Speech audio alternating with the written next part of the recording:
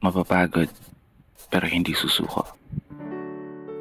Alam mo ba na may dalawang uri ng pagod na pwede mong madama?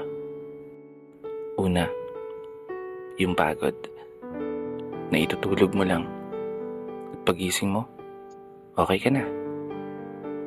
Pero may isang uri ng pagod na talagang kakaiba.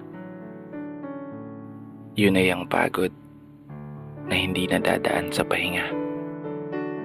Isang pagod na magpapahiwatig kung gaano kabigat ang mga problema mong daladala.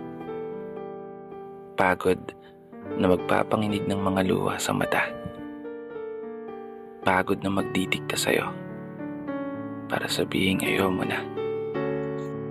Mapapatanong ka na lang talaga, saan nga bang direksyon ng aking mga paa?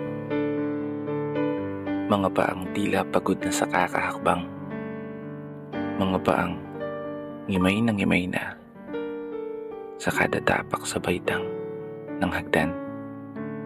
Isang hagdan na magdadala sa akin patungo sa isang palapag na pinapangarap ko. Mapapagod pero hindi susuko.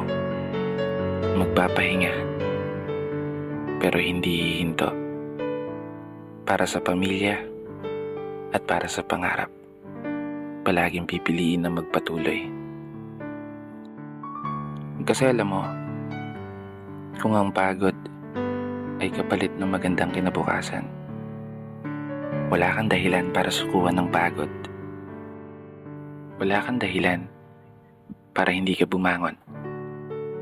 Wala kang dahilan para tuluyang magpalamon sa pagod na magbibigay sa iyo ng mga hamon at pagsubok na susukat sa iyong katatagan at kagustuhang makaahon, kagustuhang umasenso at kagustuhang magtagumpay at tuluyang makamtan yung magandang buhay na gusto mong mapasa kamay.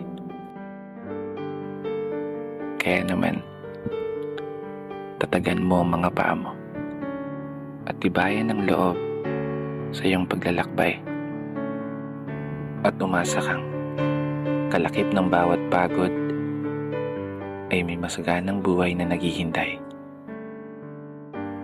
Sige, umusad ka. Dito na nagtatapos. Kaya isang pagpupugay para sa lahat ng mga tao na patuloy sumasabay sa hamon ng buhay. Ako nga po pala si Brother Matt at ito ang aking munting tula. Sana nagustuhan mo.